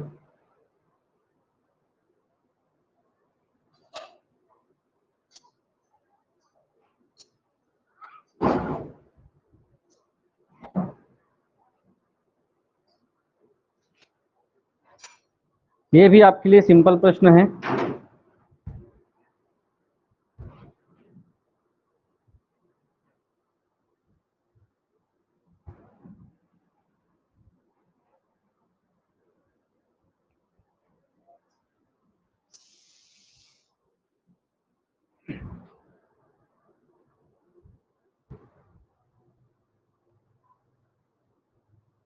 प्रश्न है, किसी राशि का 2 वर्ष के लिए चक्रवृद्धि ब्याज 328 रुपए और साधारण ब्याज 320 रुपए है, तो ब्याज की दर क्या है। यहाँ पर भी कंपेयर वाली बात है। प्रश्न को मैं एक बार फिर से रिपीट करता हूँ ताकि आपका समझ इसमें बैठे, है ना। समझ में आ रहा है ना क्वेश्चन। प्रश्न ये कह रहा है कि हम अगर साधारण ब्याज में उधार दिए किसी को पैसा, है ना, साधारण ब्याज का नियम कहता है कि एक बार ब्याज दर तय हो गया तो मूलधन वही रहता है जो फिक्स हो गया है, मूलधन नहीं बढ़ता, है ना। लेकिन चक्रवृद्धि ब्याज में क्या होता है, एक साल वही रहेगा लेकिन अगले साल क्या हो जाएगा, जो ब्याज आएगा उसमें जुड़ करके मूलधन चेंज हो जाता है। क्वेश्चन ये कह रहा है कि अगर हम 2 साल के लिए चक्रवृद्धि ब्याज में एक को पैसा दिए, एक को उतना ही पैसा साधारण ब्याज में दिए, तो चक्रवृद्धि ब्याज में देने के लिए जो ब्याज मिलता है 328 रुपये ब्याज मिलता है। ठीक, साधारण ब्याज में हमको ब्याज कितना मिलता है 320 रुपया मिलता है। तो हम किस ब्याज दर से उनको दिए होंगे कि इसमें हमको ज्यादा मिल रहा है, इसमें हमको कम मिल रहा है। प्रश्न को समझ में आ रहा है कि नहीं, प्रश्न समझने का प्रयास कीजिए। मूलधन दिया है कि आपके पास, मूलधन नहीं दिया है, मूलधन नहीं दिया है तो दिक्कत क्या है आप लोगों को, ये ब्याज है ना।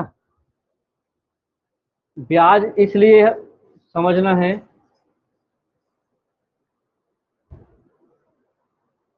मान लो इसको देखिए सामान्य रूप से,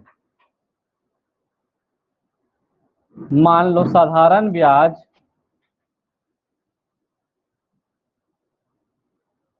2 साल का ब्याज जुड़ा हुआ है। साधारण ब्याज में 2 साल में 320 रुपये है तो 1 साल में कितना होगा 160 रुपया होगा, 160 होगा ना। साधारण ब्याज में पहले वर्ष कितना रुपया मिला होगा इनको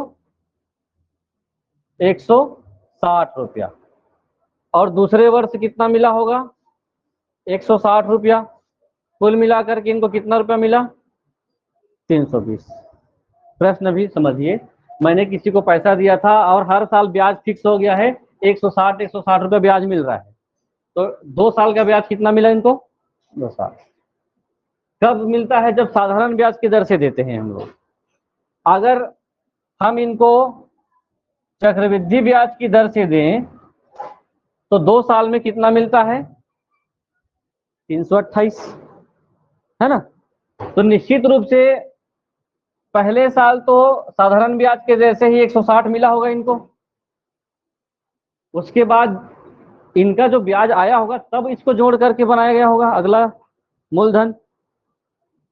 तो 328 पहले साल 160 हो गया और 2 साल में 328 हुआ है, तो ये दूसरे वर्ष में कितना मिला होगा 168 रुपए। अब ये फंडा फिर से समझाता हूं मैं कैसे करना। हमने किसी व्यक्ति को पैसा दिया है और सेम पैसा दिया है, ठीक है, पैसा क्या है, सेम है। ब्याज का जो इंटरेस्ट है वो भी क्या है, सेम है।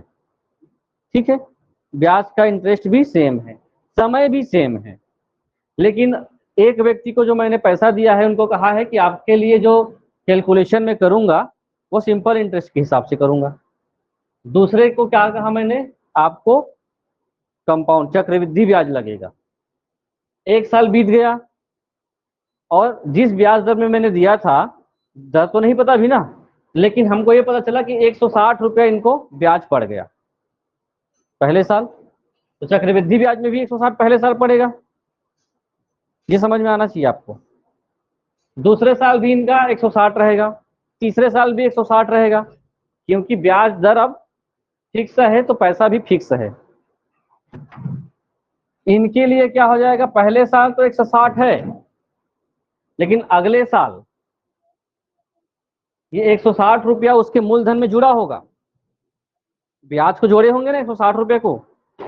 तो अब ब्याज को 160 रुपये को उनके मूलधन में जब जोड़ा गया रहा होगा तो फिर ब्याज बन गया।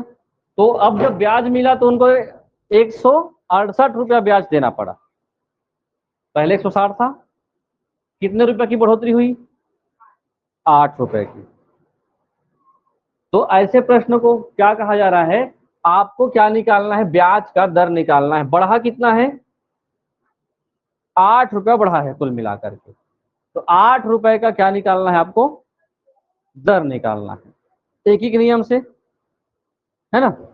160 रुपए में 8 रुपया बढ़ा है, तो क्या करेंगे आप लोग, 8 बटे 160 गुना 100, कितना रुपया बढ़ा है, 8 रुपया, कितने में, 160 में। कितना परसेंट आएगा निकाल सकते हैं, निकाल दो क्या, ये कटेगा, 8 एकम 8, 8 दूनी 16, 8 शून्य शून्य, 20 एकम 20 और 20 पंचे 100, 20 5 100।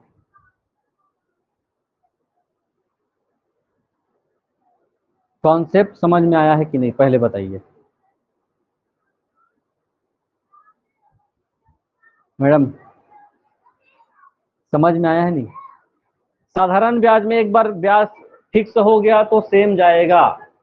अगर 3 साल का रहता तो अगले बार 168 की जगह क्या होता, हो सकता है 168 रुपया क्या होगा, जो प्रिंसिपल अमाउंट में ऐड होगा और फिर से ब्याज निकलेगा, तो नया हो सकता है 200 पार हो जाए अगले साल इनका इंटरेस्ट, है ना। 2 साल का था तो ऐसा है। क्लियर है, एक आध प्रश्न बनाएंगे क्या, ये हो गया होगा तो। ये 8 से क्यों किए हैं पहले कोई पूछेंगे नहीं अब, ये 8 रुपया एक्स्ट्रा हो रहा है, इसी 8 रुपये में 160 में 8 रुपया एक्स्ट्रा हुआ, तो उससे ब्याज दर निकालने के लिए यही मदद किया है आप लोगों को। 8 रुपए अधिक ब्याज लगा है,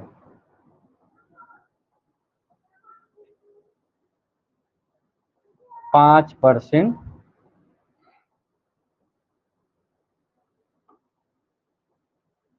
ब्याज दर। और होगा एक आध प्रश्न,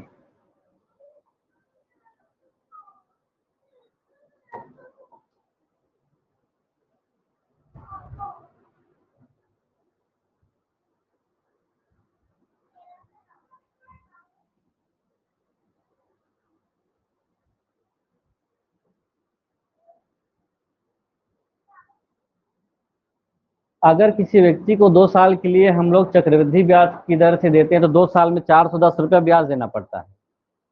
अगर साधारण ब्याज में देते तो 400 रुपया ब्याज पड़ता है, 10 रुपया एक्स्ट्रा लग रहा है एक साल में उसको, तो ऐसे ही बना सकते हो भाई, 10/200।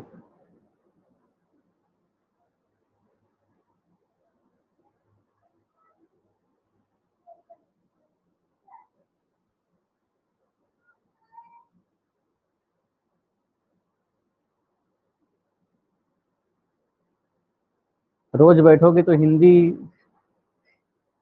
हिंदी में उतर जाओगे हफ्ते दिन में।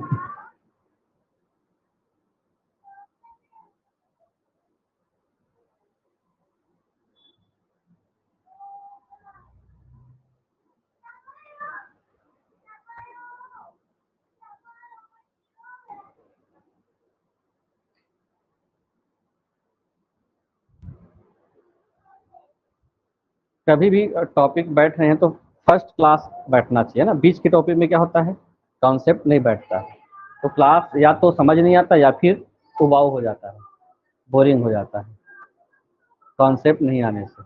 मैथ्स है तो आप लोग का सब्जेक्ट है तो बन जा रहा है, बाकी हिस्ट्री तो अभी कम से कम 3-4 दिन तो हो जाएगा, यही लास्ट।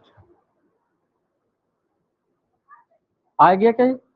कितना आया है? 5% इसमें भी 5 है। अब देखिए यहाँ पे सिंपल वाले में देखिए साधारण ब्याज में कितना लगेगा पहले साल, ऐसा कर लेंगे फर्स्ट ईयर में पहले वर्ष में लगेगा इनको 200, दूसरे साल में भी 200 ब्याज देंगे, टोटल कितना ब्याज, 400 प्रश्न के हिसाब से। लेकिन अगर चक्रवृद्धि करते हैं तो पहले साल तो 200 देगा ही, अगले साल 400, टोटल 410 टोटल है तो 210 रुपये एक्स्ट्रा। यहाँ पे अंतर क्या आ रहा है इस दोनों साल के बीच में, कितने रुपए का, 10 रुपए का, 10 रुपए अधिक ब्याज लग रहा है।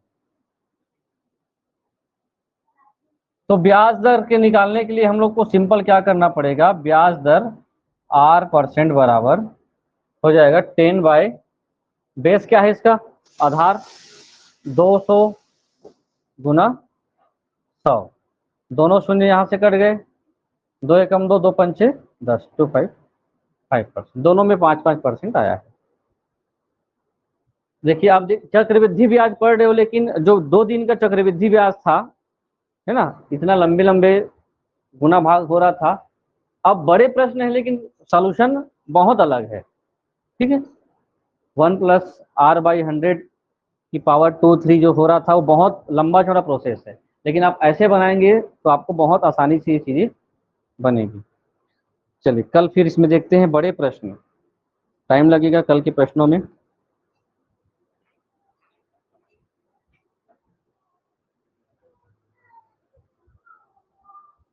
इसका PDF अभी सॉल्यूशन का डाल देता हूँ।